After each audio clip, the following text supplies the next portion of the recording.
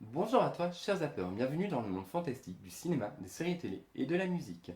Je vais aujourd'hui créer un numéro Zap à chaud numéro 3, après celui de Dexter et de Scream 5. Donc c'est une petite critique ponctuelle qui aujourd'hui sera centrée sur la saison 4 de Stranger Things, sortie le 27 mai 2022, du moins pour sa première partie. Donc ne zappe pas.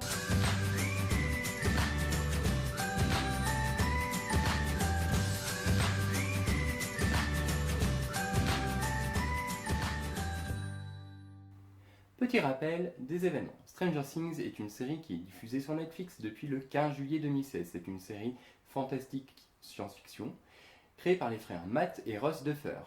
Les différentes influences de la série proviennent des univers de Stephen King, de H.P. Lovecraft ou notamment du cinéma de Steven Spielberg. Le petit pitch de la série, elle raconte l'histoire de Will, un garçon de 12 ans qui disparaît subitement, ne laissant derrière lui que son vélo. Il fait partie d'un groupe de geeks très impopulaire qui, de ce fait, va remuer ciel et terre pour le retrouver. Sa mère Joyce fera également tout son possible pour savoir où est son fils. En parallèle, des phénomènes surnaturels apparaissent dans la petite ville de Hawkins, liés a priori à son laboratoire, dans le cadre du projet MK Ultra.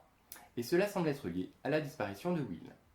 Alors attention, je te préviens, tout au long de la vidéo, étant donné que je n'ai quasiment rien écrit, il risque d'y avoir beaucoup de spoilers. Donc si tu ne veux pas être spoilé, je t'invite soit à l'arrêter et à regarder la série, ou sinon tu peux continuer et puis à tes risques et périls. La première partie de cette saison 2, comme je le disais, a été diffusée le 27 mai 2022. Il faut savoir que la saison 3 datait de 2019, donc c'est vrai que dans ma tête, les événements des saisons précédentes est quand même assez loin, parce que je les ai regardés au fur et à mesure et j'ai pas pris le temps de tout revisualiser. Mais en attendant, ce que je peux dire de cette saison 4, c'est que pour ma part, elle m'a extrêmement déçu.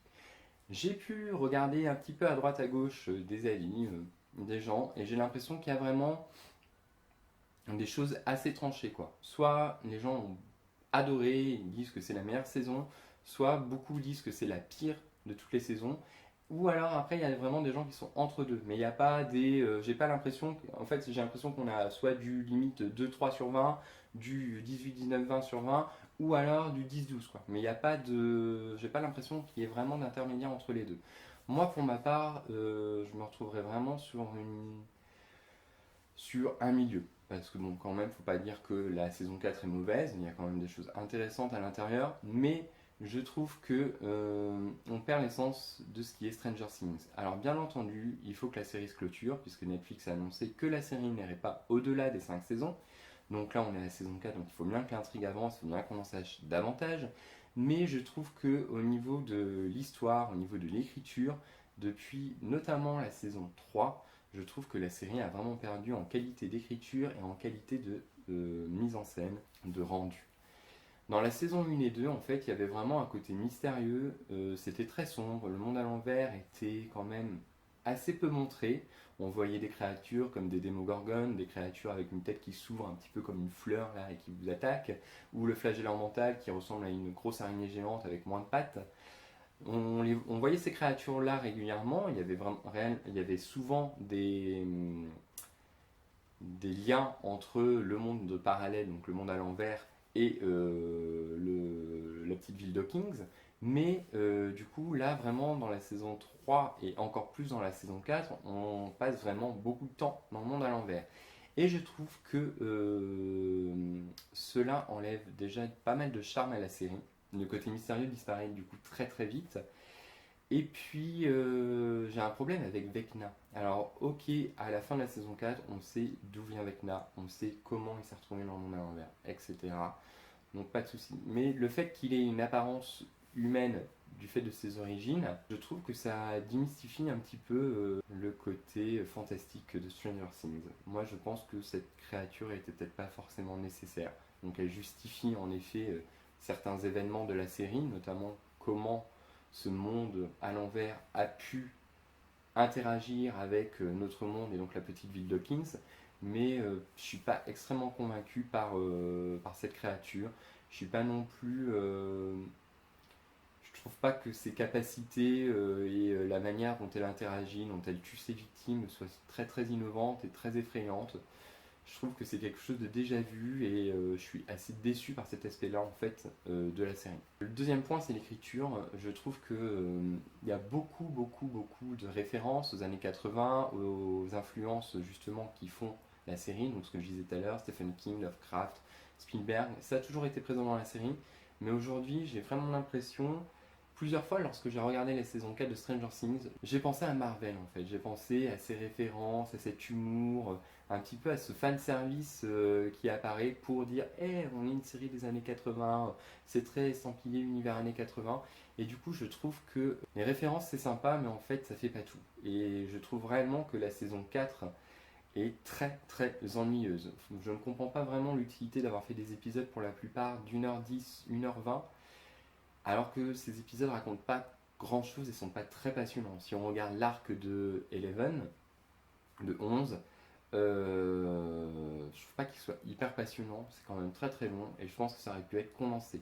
Bien entendu, le fait qu'il y ait des longueurs provient aussi du fait que les personnages à la fin de la saison 3 partent tous vers des horizons différents, donc du coup ben, le groupe est éclaté, donc ça fait plusieurs petites histoires à suivre, il faut les rassembler à un moment, donc tout ça prend du temps, mais du coup ça confère à la série un rythme assez lent et c'est vraiment pas très captivant à suivre.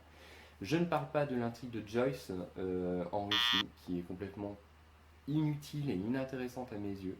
C'est très très long, beaucoup de blabla, et franchement, je pense qu'il y a beaucoup d'arcs qui auraient pu se synthétiser, et du coup la série aurait pu aussi gagner en rythme et en intensité, réellement.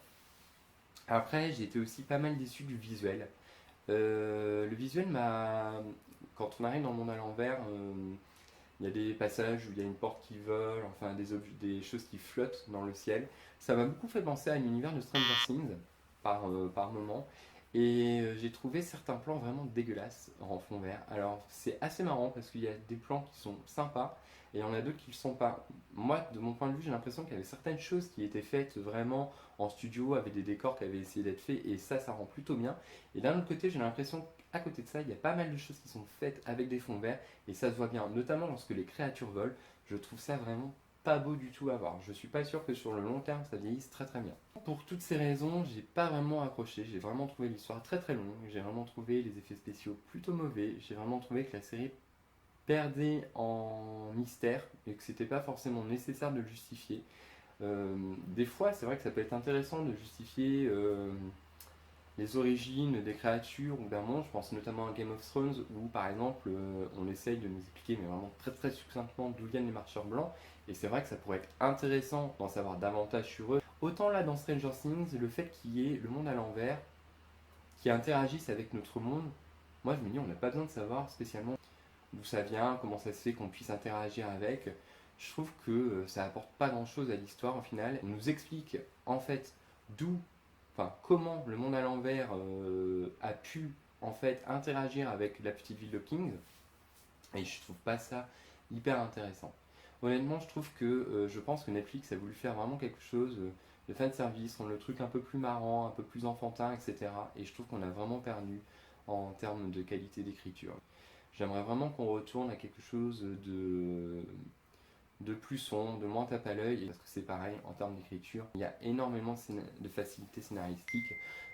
Joyce qui découvre où est son mari avec la dame qui tape sur la vis, les déductions qui sont faites comme ça un petit peu. Ah ça y est, je viens de trouver, je viens de comprendre, c'est là. Je trouve que c'est vraiment...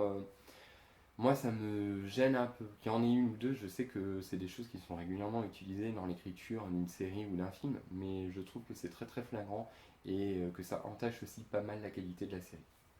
Donc en conclusion, je t'invite fortement à regarder quand même la saison 4 de Stranger Things.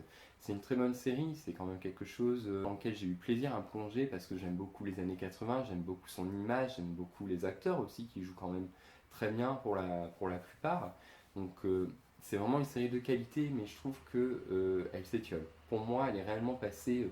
Je me souviens, la saison 1, je lui avais mis 5 sur 5, la saison 2, je lui avais mis 4,5. Et déjà, la saison 3, on était passé à 3,5 sur 5. Et la saison 4, là pour l'instant, on est à 2,5 sur 5, sous réserve des deux derniers épisodes. Je trouve que la série est passée de excellente à quelque chose de plutôt moyen et assez lambda. Et j'espère vraiment qu'elle va se ressaisir sur long terme. Donc je te conseille de la regarder. Si tu l'as commencé, en tout cas, finis-la. Si tu l'as pas commencé, regarde-la quand même parce que c'est une série dans laquelle on passe des moments plutôt sympas. Puis ben, n'hésite pas à me laisser en commentaire Un petit mot pour me dire ce que tu as pensé de cette saison 4, ce que tu penses de l'évolution de la série, en termes d'écriture, en termes de mise en scène, etc. Et puis tu peux également t'abonner à ma page et partager le contenu si cela t'a plu. Et je te dis à très très bientôt.